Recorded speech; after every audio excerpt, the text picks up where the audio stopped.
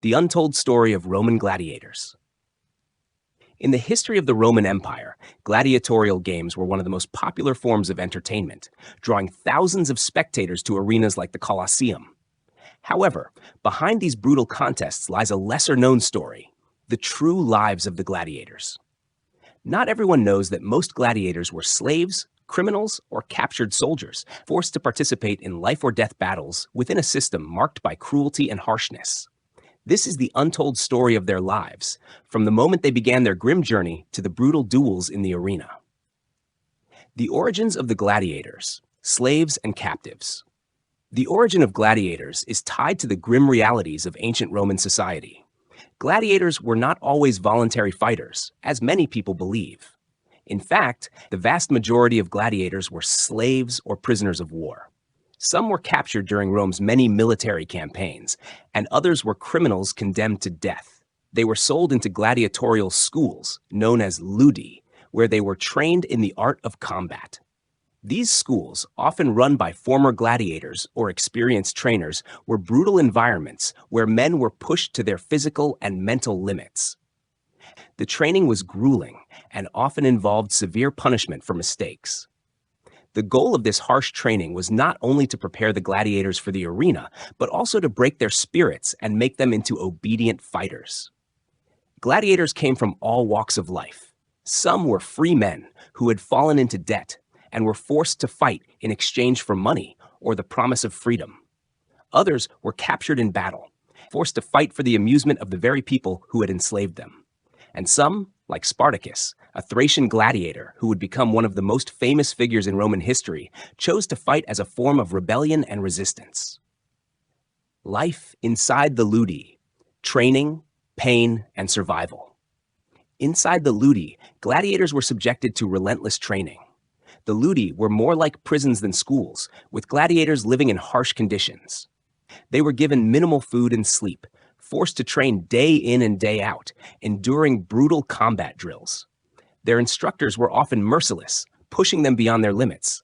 The gladiators had to train with weapons of all types: swords, shields, tridents, and nets, and engage in mock battles with their fellow fighters.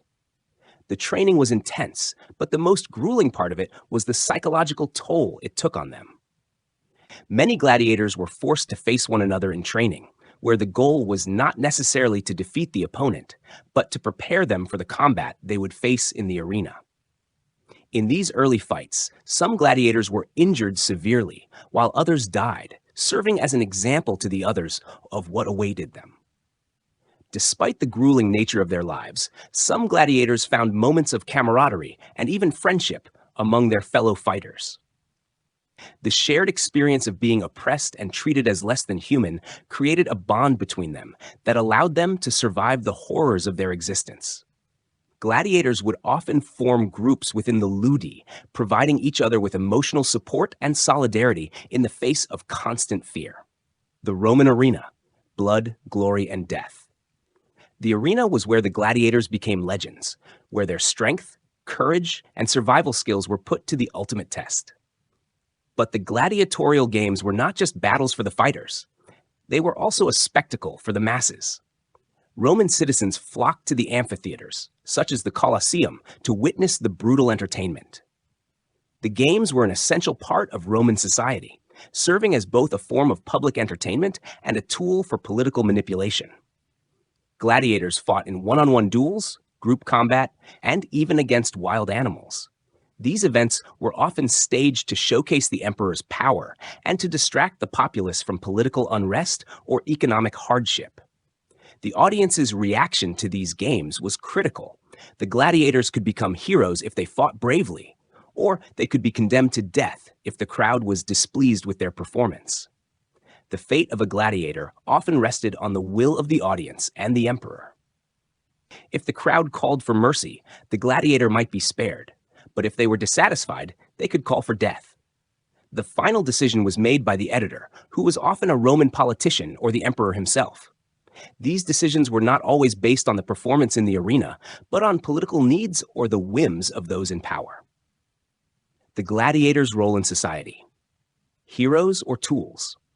Although gladiators were treated as little more than entertainment in the eyes of the Roman public, they had the potential to become celebrities in their own right. The most successful gladiators were celebrated for their victories and bravery. Some were even given the title rudis, a wooden sword that symbolized their freedom. This was a rare privilege, as only a few gladiators were able to win their freedom through their victories in the arena. However, the reality for most gladiators was far less glamorous. Even if they became famous, they remained slaves, subject to the will of their masters. Their lives were controlled by those who owned them, and their worth was measured only by their ability to entertain and fight. Gladiators were often sold like cattle, with their value determined by their combat skills rather than their humanity.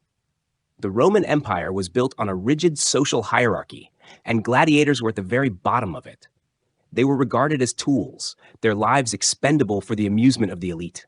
Yet, despite their low status, gladiators were sometimes seen as symbols of strength and courage, and their stories were celebrated in art and literature.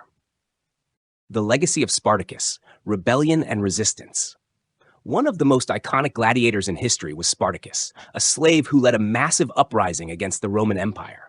Spartacus's revolt, known as the Third Servile War, became the most significant slave revolt in Roman history. In 73 BCE, Spartacus, alongside 70 other gladiators, escaped from a gladiatorial school and formed a group of runaway slaves. Over the next 2 years, their numbers grew into a massive army that defeated Roman legions and sent shockwaves throughout the empire. Spartacus's rebellion wasn't just about fighting for freedom. It became a symbol of resistance against the oppressive and brutal Roman system.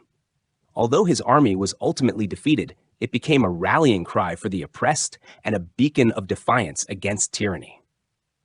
The story of Spartacus has inspired generations, showing that even the most powerless individuals can rise up against the mightiest empires. Death and freedom. For most gladiators, death in the arena was an inevitable end. Despite moments of heroism and brief flashes of fame, the majority of gladiators met a violent demise. The crowd's insatiable thirst for blood often meant that the battles were rigged, ensuring that one fighter would not survive. Gladiators fought not just against one another, but also against wild beasts, lions, tigers, and bears that were brought into the arena to add danger and spectacle to the games. Even victorious gladiators were rarely free from the shadow of death. Many were killed in subsequent battles or died from injuries sustained in previous fights. Some gladiators were forced to fight until death, regardless of their physical condition. Others, spared for the moment, lived in constant fear, knowing their freedom was always just out of reach. The psychological toll. Mind and body. Being a gladiator took a severe toll, not only physically, but also mentally. The stress they endured wasn't just from the violence, but from the persistent fear of death. Many gladiators experienced mental trauma as a result of their horrific experiences, grappling with post-traumatic stress and depression. The emotional burden of losing comrades, fighting for survival day after day, and witnessing endless brutality weighed heavily on them. Gladiators often formed close bonds with their fellow fighters, and the loss of a companion in battle was deeply affecting. The camaraderie they shared was one of the few ways to endure the psychological torment of their lives. However, this bond was fragile, and many gladiators died without ever tasting true freedom. The end of the Gladiatorial Games. The Gladiatorial Games endured for centuries, but over time they began to fall out of favor. The rise of Christianity within the Roman Empire shifted public opinion on violence and bloodshed. By the end of the 5th century, the gladiatorial games were officially abolished, marking the end of an era of brutal entertainment. Nonetheless, the legacy of gladiators continues to live on in modern culture. Their stories have been immortalized in films, literature, and art. Their spirit of defiance and resilience still resonates with audiences today. The heroic struggle of the gladiators. The story of the gladiators is one of tragedy, courage, and survival. These men and women fought not only for their lives, but for their dignity and honor. They were warriors, slaves, and symbols of the Roman Empire's power and cruelty. Their legacy lives on, reminding us of the darkness of ancient Rome and the resilience of those who fought to survive in the arena. In the end, the gladiators were not merely fighters. They were symbols of human perseverance, standing as a testament to the strength of the human spirit in the face of overwhelming adversity.